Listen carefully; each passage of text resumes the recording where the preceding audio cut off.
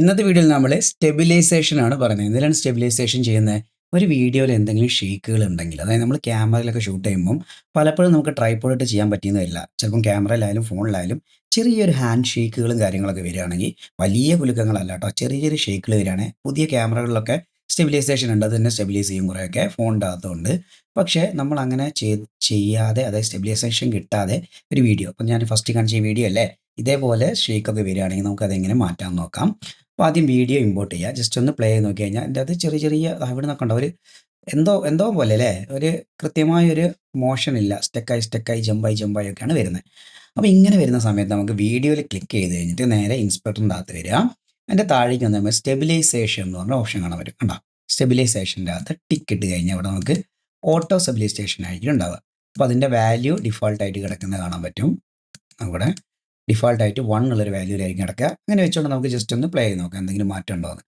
ഇതിൽ തന്നെ നല്ല മാറ്റം ഉണ്ട് അല്ലേ. നേരത്തെ ആ ജമ്പ് ചാടിയുള്ള മാറ്റം മാറിയിട്ട് നല്ല സ്മൂത്തായിട്ട് കണ്ടോ, വളരെ സ്മൂത്തായിട്ടാണ് നീങ്ങുന്നത് അല്ലേ. അപ്പോൾ ആ ജമ്പ് പോയി, ആ ഷേക്ക് പോയി. ഇപ്പോൾ കാണാൻ തന്നെ ഒരു ഫിലിമിക് ലുക്കിലേക്ക് വന്നു അല്ലേ. നേരത്തെ നമ്മൾ ഹാൻഡ് ഷേക്കിലെ പ്രശ്നങ്ങളൊക്കെ സോൾവ് ആയി. ഇനി നമുക്ക് ഇതിൻ്റെ അകത്ത് അടുത്ത ഓപ്ഷൻ എന്താണെന്ന് നോക്കാം. സ്മൂത്ത് കുറച്ചുകൂടെ കയറ്റിയിടാം. സ്മൂത്ത് കയറ്റുമ്പോൾ എന്താ സംഭവിക്കുന്നത്?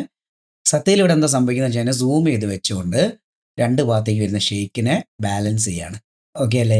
ഇനി നമുക്ക് ഓട്ടോമാറ്റിക് മാറ്റിയിട്ട് തൊട്ട് താഴെയുള്ള ഓപ്ഷൻ ഉണ്ട്, ഇനേഷ്യ ക്യാമറ എന്ന് പറഞ്ഞിട്ട്. അതിൽ കൊടുത്തു കഴിഞ്ഞാലും ഓൾമോസ്റ്റ് ഇതേ സംഭവം തന്നെയാണ്.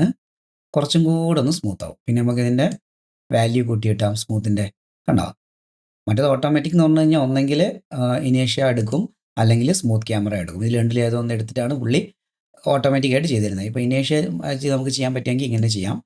അപ്പോൾ പല ഷേക്കുകൾക്കും പല മെത്തേഡായിരിക്കും. അപ്പോൾ നമുക്ക് എന്ത് ചെയ്യാം, ആദ്യം തന്നെ ഇനേഷ്യേറ്റ് ചെയ്ത് നോക്കാം. പിന്നെ നമുക്ക് സ്മൂത്ത് ക്യാമറ ആയിട്ട് ചെയ്ത് നോക്കാം. സ്മൂത്ത് ക്യാമറയിൽ എങ്ങനെയാണ് വരുന്നത്? സ്മൂത്ത് ക്യാമറയിൽ ഇത്തിരി പ്രശ്നങ്ങളൊക്കെ ഉണ്ട് അല്ലേ.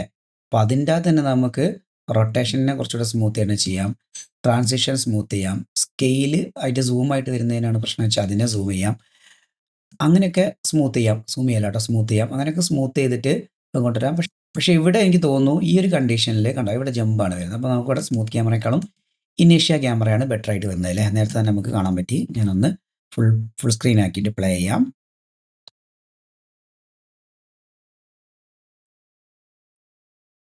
ഈസി അല്ലേ, വളരെ ഈസി ആയിട്ടാണ് പ്ലേ ആവുന്നത്.